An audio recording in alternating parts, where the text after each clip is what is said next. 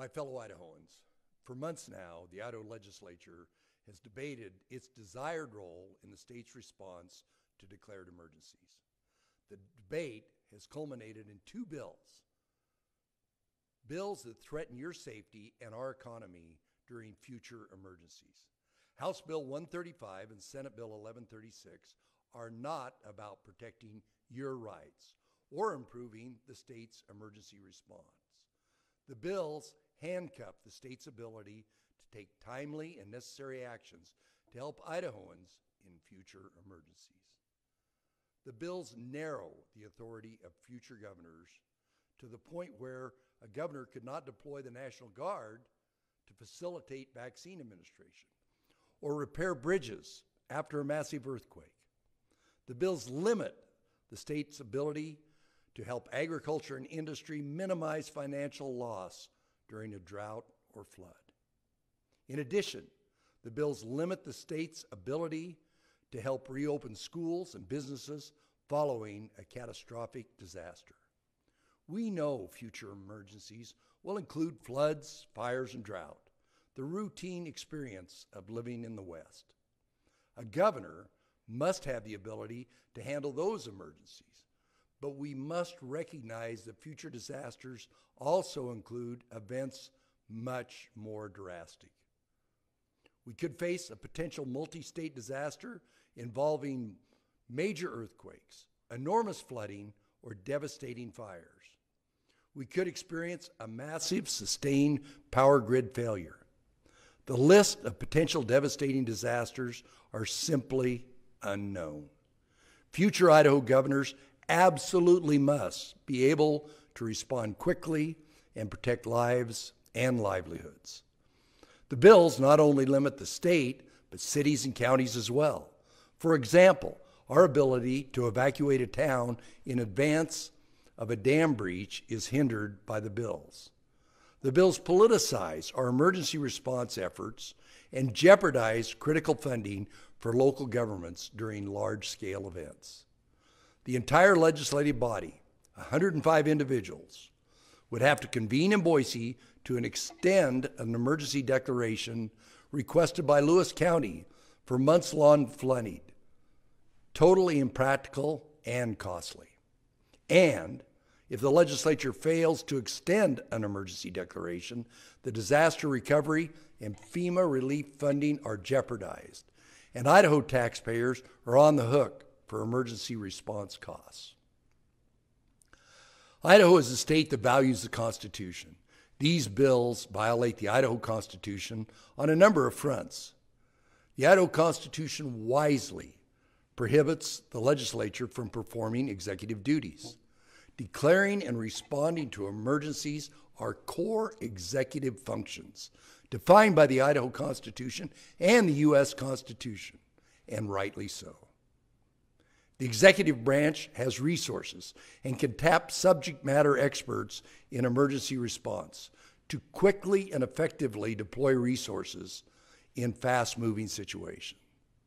The bills severely interrupt and slow down the emergency response because it becomes subject to 105 different opinions, adding more red tape and government bureaucracy, and potentially impacting lives and livelihoods.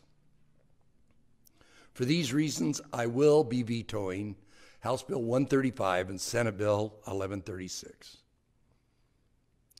To the Idaho legislature, I agree with you that there is a time and a place for the legislature to be involved during future emergencies. That is why I came to you early on this session and offered tangible solutions and a path forward for the legislature to become more involved in a way that would not affect the state's timely response during an emergency. I am extremely grateful to the members of the legislature who have taken the time to hear me out. You know who you are, and I appreciate you more than you know. Numerous stakeholders felt ignored: the National Guard, the cities, the counties, FEMA, state emergency managers, and business. This is just plain irresponsible. Let's be honest. These bills are an emotional, knee-jerk reaction because of anger about the pandemic and some of my decisions during a very uncertain time last year. But I still believe when faced with difficult decisions, given the information I had at the time, I acted on balance during the pandemic response, and the strength of our economy today proves it. I listened to the experts, and Idaho was one of only a handful of states with the fewest COVID restrictions. We avoided a crisis in healthcare, and we now have the strongest economy in the nation. Thanks in part to quick action during the pandemic and my ability to deploy resources quickly through the constitutional authorities given the governor during a crisis. Any changes the legislature makes to the state's emergency response process should consider how Idahoans will be impacted during future emergencies. We need to look forward. Let's do this the right way and involve stakeholders in the solution. That's what Idahoans deserve.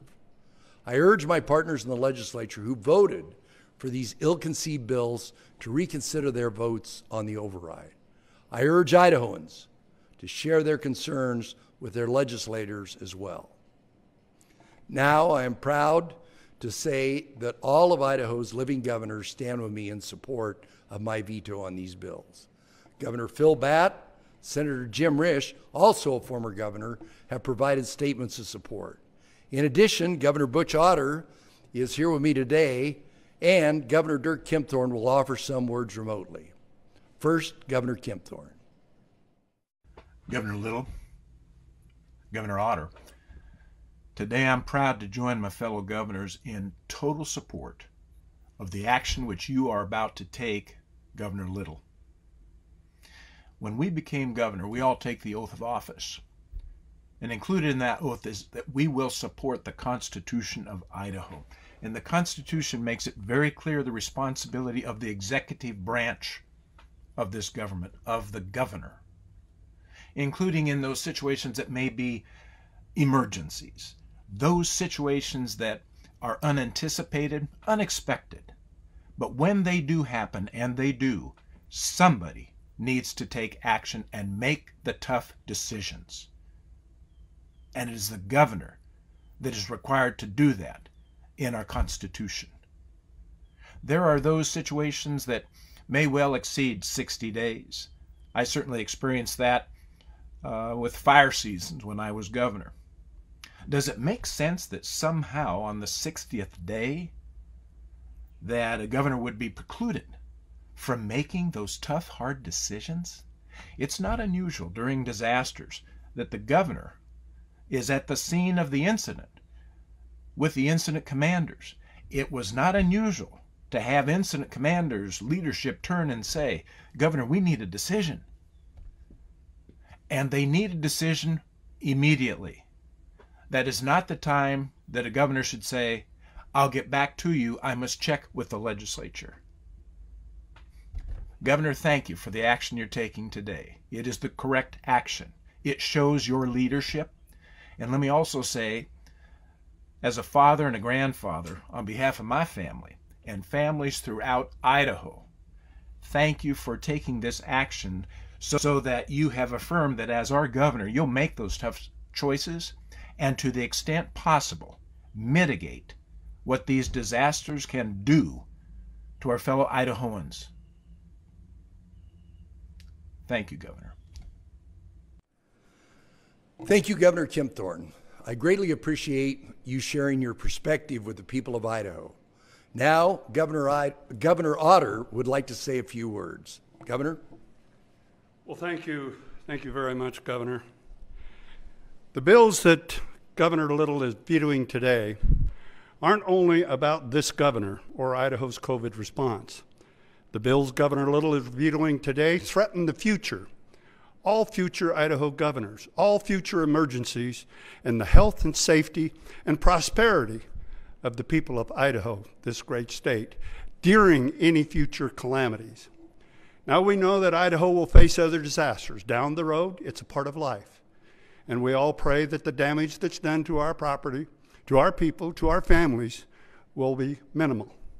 However, the Idaho Constitution gives the authority to the governor to swiftly respond during a crisis to protect lives, jobs, and the economy. That's the proper role of the executive, and that's why the separation of duties is so clearly established in our state's founding documents. The legislature is a deliberative body. It's designed to move more slowly and formulate laws and policy in a thoughtful manner. And I know better than most that process matters. But in the middle of a crisis, days and even hours can mean the difference between lives and death. An emergency is no time to slow things down.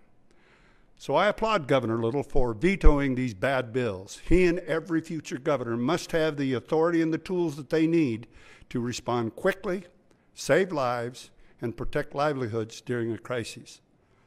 The people of Idaho expect their elected officials to lead responsibly and with their best interests at heart.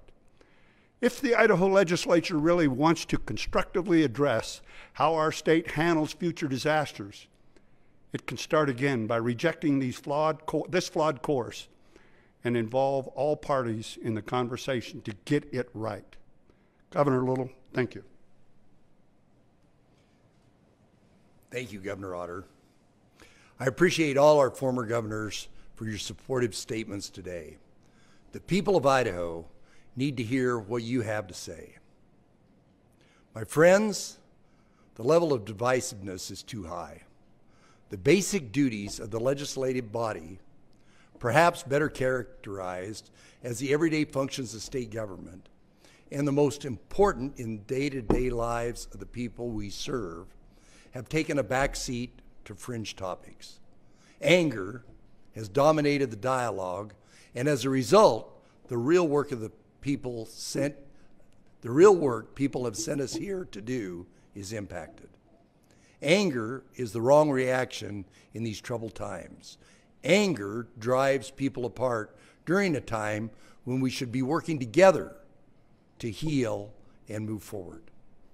Rather than politicizing important issues, such as the state's response during a time of emergency, I invite us to work together on solutions. It's time to get back on track. The people of Idaho deserve our best. Our common goal is to create the best possible opportunities for us, our children, and our grandchildren. Let us return to addressing pathways to safety and economic prosperity for this and future generations. Thank you.